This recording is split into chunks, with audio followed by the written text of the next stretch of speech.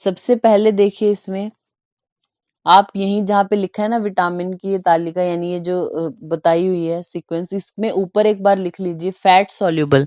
Vitamin हमारे दो तरीके के होते हैं, फैट सॉल्युबल और वाटर सॉल्युबल। फैट सॉल्युबल के आगे लिखे होते हैं ADE K, यानी विटामिन ए, विटामिन डी और विटामिन ई और के। ADE K ये होते हैं फैट सॉल्युबल, और वाटर सॉल्युबल होते हैं विटामिन बी और सी। विटामिन बी और विटामिन सी हमारे वाटर सॉल्युबल होते हैं। फिर हम ये टेबल पढ़ते हैं। सबसे पहले इनमें जल में घुलनशील करके लिखा है ना, तो यानी वाटर सॉल्युबल्स की बात की गई है, कौन कौन से होते हैं। इसमें देखिए सबसे पहले है B1, यानी थायमिन जो है लिखा हुआ है ब्रैकेट में, थायमिन बोलते हैं विटामिन B1 को। आप इसके नीचे लिखिए anti neuritis factor, anti neuritis factor. जो हमारा विटामिन B1 है इसको एंटी न्यूराइटिस फैक्टर बोलते हैं। प्रभाव यानी डेफिशिएंसी डिसऑर्डर हमें पढ़ने होते हैं, तो बेरी बेरी लिखा हुआ है, यानी विटामिन B1 है जो उसकी डेफिशिएंसी से होता है बेरी बेरी। तो आप यहीं जो बेरी बेरी लिखा हुआ है ना उसके ऊपर थोड़ा स्पेस है, वहीं पे लिख लीजिए nervous system disease. Beriberi से अगर नर्वस सिस्टम डिजीज हो रही है तो उसको बोलते हैं dry berry berry. Berry berry होती है दो तरीके की, ड्राई बेरी बेरी और वेट। मतलब अगर नर्वस सिस्टम डिजीज हो रही है तो ड्राई बेरी बेरी बोलते हैं, और अगर कार्डियोवैस्कुलर डिजीज हो रही है, कार्डियोवैस्कुलर डिजीज, तब उसको वेट बेरी बेरी बोला जाता है। और इसकी डेफिशिएंसी से पोलियोन्यूराइटिस भी हो सकता है, polyneuritis, sorry polyneuritis. Deficiency disease में बेरी बेरी लिखा तो दो तरीके की, dry beriberi means nervous system disease, wet beriberi का मतलब कार्डियोवैस्कुलर जो डिजीज है वो। और इसके अलावा डेफिशिएंसी से पॉलीन्यूराइटिस हो सकता है। इसकी जो डोज है डेली 2 mg/kg है। नेक्स्ट है हमारा B2 जिसको हम राइबोफ्लेविन बोलते हैं, और विटामिन जी भी बोला जाता है। विटामिन B2 है जो उसको विटामिन जी भी बोलते हैं, लिख लीजिए विटामिन जी, लिखा भी हुआ ब्रैकेट में, जी का मतलब विटामिन जी भी बोलते हैं। नेक्स्ट इसके जो सोर्सेज हैं या फिर इसका क्या इफेक्ट है, आप आइए जो कमी का प्रभाव यानी डेफिशिएंसी डिसऑर्डर में लिखिए आप एंगुलर स्टोमेटाइटिस लिख लीजिए। विटामिन B2 है जो राइबोफ्लेविन, उसकी डेफिशिएंसी से एंगुलर स्टोमेटाइटिस और चिलियोसिस, जो गिलियोसिस लिखा हुआ है वो ऊपर है ही है। मात्रा इसकी 2 to 3 mg/डे डेली रिक्वायरमेंट। नेक्स्ट है हमारा विटामिन B5 जिसको PP यानी पेंटोथेनिक एसिड लिखिए आप, पेंटोथेनिक एसिड बोलते हैं B5 को। निकोटिनिक लिखा है ना, इसको कट करके लिख लीजिए पेंटोथेनिक एसिड, पेंटोथेनिक एसिड। इसको पेलिग्रा प्रिवेंटिंग जो है वो विटामिन बोलते हैं। पेलिग्रा प्रिवेंटिंग इट मीन्स अगर इसकी डेफिशिएंसी होगी तो व्याधि कौन सी होती है, डिजीज पेलिग्रा होती है, लिखिए ना डेफिशिएंसी डिसऑर्डर में। इसकी जो डेली रिक्वायरमेंट है वो 15 to 30 mg/डे। देन आता है विटामिन जो B6 है, पायरोडॉक्सिन इसको बोलते हैं। इसकी डेफिशिएंसी से क्या होता है, रक्त क्षीणता और चर्म रोग होंगे, पेशियां ऐठन। इसकी डेली डोज बोली है मतलब रिक्वायरमेंट 2 mg/डे। नेक्स्ट है B3 लिखा है, B3 के आगे पेंटोथेनिक एसिड लिखा है, इसको कट कर दीजिए। B3 को नियासिन बोलते हैं, निकोटिनिक एसिड बोलते हैं। B3 के आगे आप लिखिए नियासिन या फिर निकोटिनिक एसिड, निकोटिनिक एसिड। फिर इसकी डेफिशिएंसी में चर्म रोग, वृद्धि कम, बाल सफेद, ऐसे पेलिग्रा भी होता है इसकी डेफिशिएंसी से। फिर इसकी जो मात्रा लिखी है ना 3 to 4 mg/डे, इसको कट करके लिख लीजिए 15 to 30 mg/डे। विटामिन B3 की जो डेली रिक्वायरमेंट है वो 15 to 30 mg/डे है। नेक्स्ट आता है H बायोटीन या विटामिन H बोलते हैं, यानी विटामिन B7 को बोला जाता है। तो विटामिन B7 को आप बायोटीन या फिर विटामिन H भी बोलते हो। फिर इसके बारे में हम नहीं पढ़ेंगे। नेक्स्ट आता है हमारा विटामिन M बोलते हैं हम फॉलिक एसिड को। अगर कमी हो जाए फॉलिक एसिड की तो रक्त क्षीणता, धीमी वृद्धि। फिर इसकी डेली डोज देखिए 2075 लिखिए, कट करके आप लिख लीजिए 100 mg पर डे।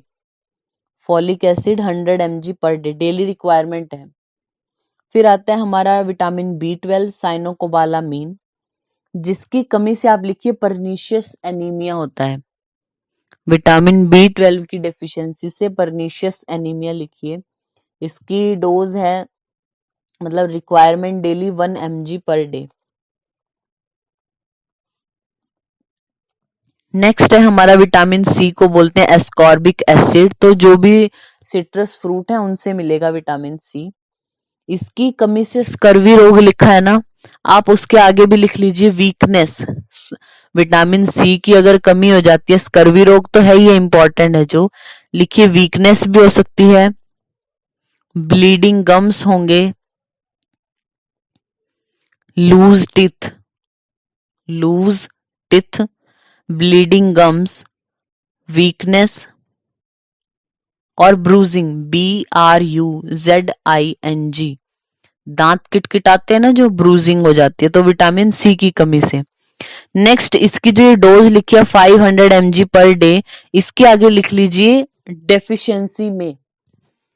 अगर किसी को विटामिन सी की डेफिशिएंसी हो गई है तो तो आप उसको डेली डोज जो विटामिन सी की जो टैबलेट फॉर्म में देते हैं ना, तो वो देते हैं 500 mg पर डे, वो डेफिशिएंसी में देंगे। लेकिन डेली रिक्वायरमेंट कितनी होती है हमारे शरीर को, वो इसके नीचे लिख लीजिए 50 mg per day. 50 mg per day आगे एरो करके लिख लीजिए, डेली रिक्वायरमेंट है ये, इतना जाना चाहिए विटामिन सी हमारी बॉडी में डेली। लेकिन अगर डेफिशिएंसी हो जाए तब हम देते कितना है, 500 mg पर डे। नेक्स्ट है हमारा वसा में घुलनशील यानी फैट सोल्यूबल्स जो है उसको बोला, हाईलाइट कर लीजिए। विटामिन ए को नाम है रेटिनोल या एंटी जीरोप्थेल्मिक या एंटी इन्फेक्टिव विटामिन इसको बोलते हैं, हाईलाइट कर लिए। रेटिनॉल को किया एंटी जीरोप्थेल्मिक, एंटी इन्फेक्टिव। और अगर एंटी जीरोप्थेल्मिक है तो इसकी डेफिशिएंसी से जीरोप्थेल्मी हो जाएगा। या फिर आप लिख लीजिए, रतौंधी करके लिखा है ना, नाइट ब्लाइंडनेस बोलते हैं, नाइट ब्लाइंडनेस होगी पेशेंट को, जीरोप्थेल्मिया। नेक्स्ट हमारा आता है विटामिन डी, अग्रोकैल्सिफिरोल और कॉलीकैल्सिफिरोल। तो अग्रोकैल्सिफिरोल के आगे लिखिए D2 और कॉलीकैल्सिफिरोल मतलब D3। एंटी रिकेट विटामिन है ये। और इसका सोर्स क्या है, सोर्स में देखिए इसके लास्ट में सूर्य प्रकाश में संश्लेषण, बोलते हैं ना सनलाइट से मिलता है, हमारी जो स्किन है वहां पे फॉर्मेशन होती है जैसे ही सनलाइट पड़ेगी। तो विटामिन डी है जो वो सूर्य जो सनलाइट है उससे मिलेगा। इसकी डेफिशिएंसी से देखिए ऑस्टियोमलेशिया होगा, रिकेट्स होगा। आगे आप लिख लीजिए टेटिनी, TETANY, टेटिनी। और लिखिए डेंटल कैरीज हो जाएंगी, डेंटल कैरीज। फिर आगे लिखा है 400 to 1000 international unit per day. अब इसके नीचे जो छोटा स्पेस बचा हुआ है ना विटामिन डी की कॉलम में, जहां पे मात्रा के लिखा है, आप लिखिए children less than 5 year of age, 5 साल से जो छोटे बच्चे हैं उनके लिए डोज है 400 इंटरनेशनल यूनिट। 5 year से छोटे हैं जो 400 है, 5 साल से जो बड़े हो गए 5 year से ज्यादा है उनके लिए 100 है। और एडल्ट में 100 यूनिट इंटरनेशनल यूनिट, प्रेगनेंसी और लैक्टेशन के टाइम पे 400 इंटरनेशनल यूनिट। ये आपको याद रखनी है। नेक्स्ट है विटामिन ई, टोकोफेरॉल नाम हाईलाइट कर लीजिए, एंटी स्टेरिलिटी होता है ये विटामिन।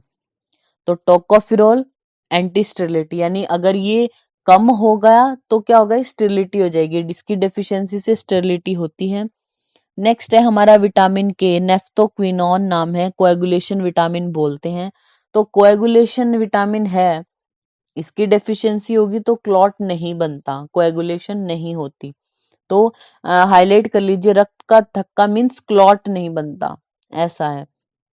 तो ये आपको पता होना चाहिए। एंटी जीरोप्थेल्मिक कौन है विटामिन, एंटी रिकेट्स कौन सा है, एंटी स्टेरिलिटी कौन सा है, एंटी न्यूराइटिक फैक्टर किसको बोलते हैं, या नियासिन कौन सा है, पेंटोथेनिक, इनके जो नाम है और इनकी डेफिशिएंसी से होने वाली डिजीज आपको याद होनी चाहिए। फिर एक आप लिखिए, ये जो 345 पेज नंबर है आपके पास, स्पेस बचा हुआ है ना यहाँ पे एक चीज लिखिए आप, vitamin C and D. Side में लिखना, बिल्कुल मिड में मत लिखना, बिल्कुल स्टार्टिंग से शुरू करना। विटामिन सी और डी, इनकी डेफिशिएंसी से सूडो पैरालिसिस लिखिए। विटामिन सी और विटामिन डी, इनकी डेफिशिएंसी से सूडो पैरालिसिस। विटामिन सी और डी एरो कर दीजिए, उस एरो के ऊपर लिख लीजिए DEF, शॉर्ट में लिखना है ना। तो विटामिन सी और डी की डेफिशिएंसी से pseudo paralysis. Vitamin B arrow करके लिख लीजिए कन्वर्जन, विटामिन बी की अगर डेफिशिएंसी हो जाए तो कन्वर्जन्स। और विटामिन के आगे लिख लिए हीमोलिसिस और neonatal jaundice. Haemolysis, neonatal jaundice.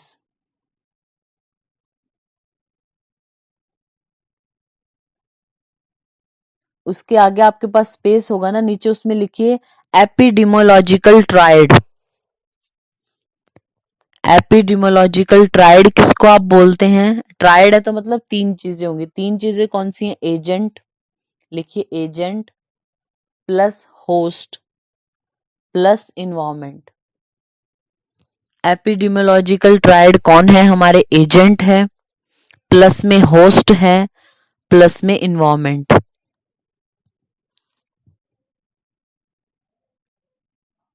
तो आज हमारा गोविंद पारिक में हम इतना ही करते हैं।